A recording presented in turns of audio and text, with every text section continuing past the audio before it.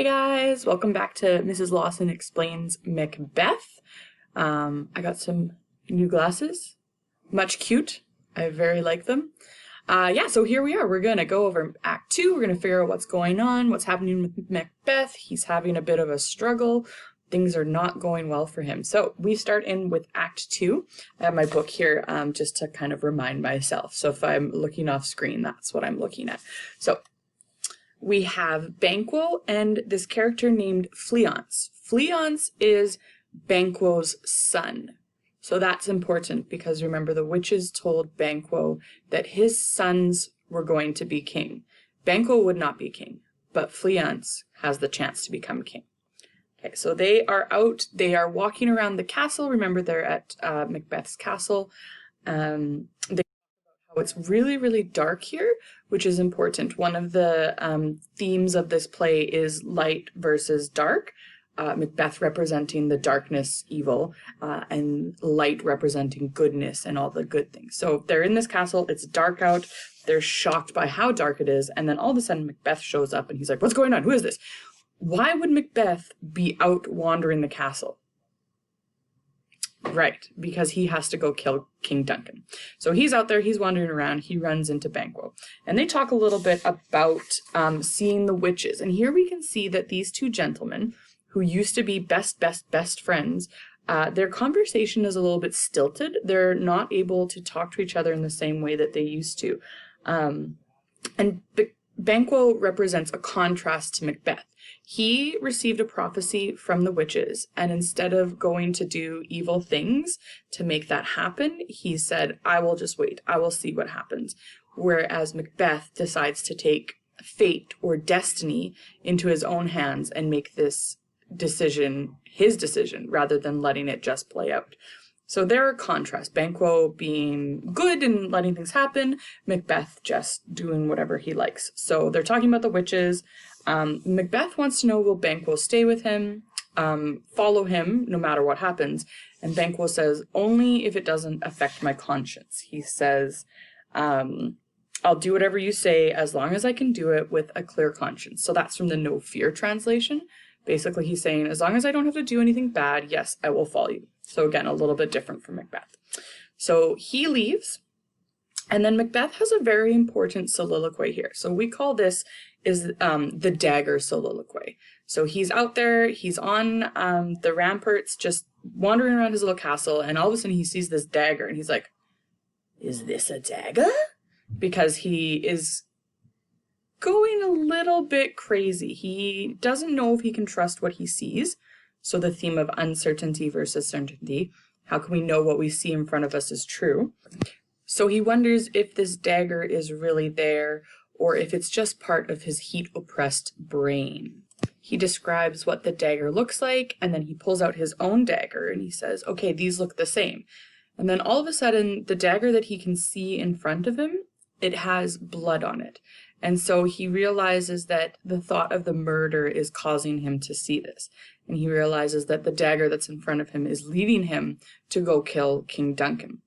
Because what is happening right now is that Lady Macbeth is in front of Duncan's room and she is giving the guards alcohol. She's trying to get them drunk and make it so that they will not wake up when Macbeth goes to murder them.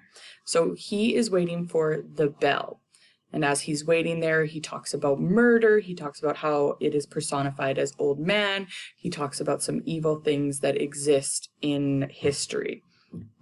So it's just supposed to be kind of a spooky, scary situation. And it allows us to see how distraught the thought of murder is making Macbeth. And so this scene ends with a very powerful line. It says, the bell rings and then I go, and it is done. The bell invites me.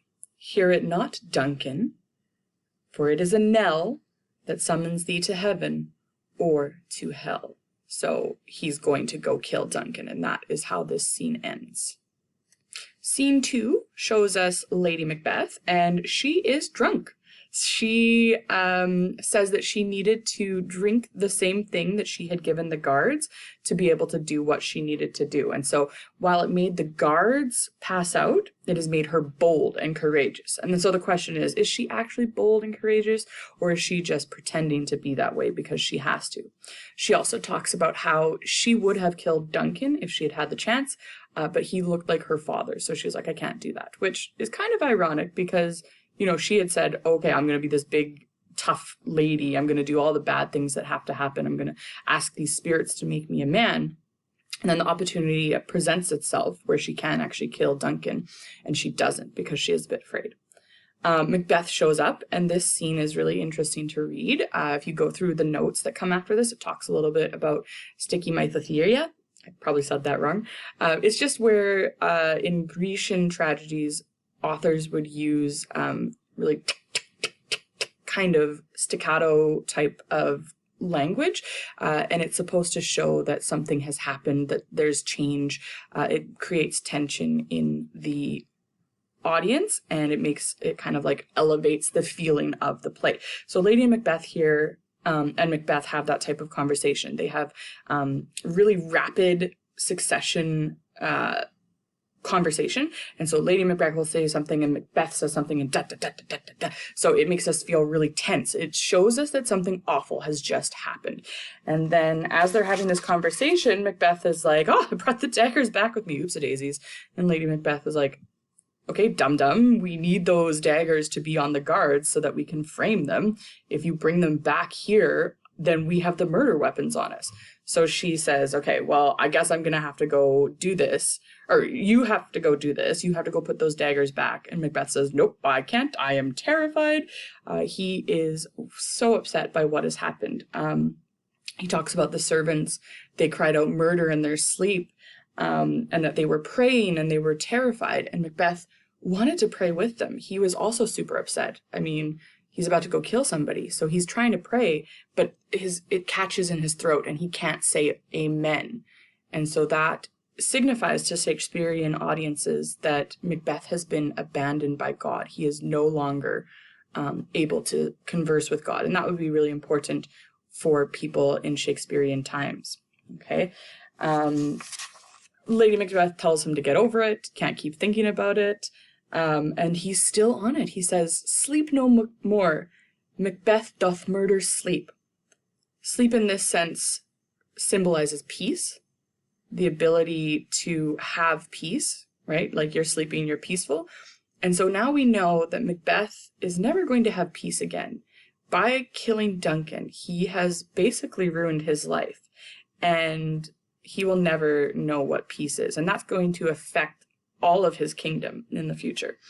So while he is freaking out about how he has basically ruined his life, Lady Macbeth knows that if they are caught with these daggers, there is going to be trouble. So she says to him, you need to go take these daggers back. You have to, you have to. She's continually telling him this, and he keeps saying, I can't sleep. I have no peace. Da da da da da.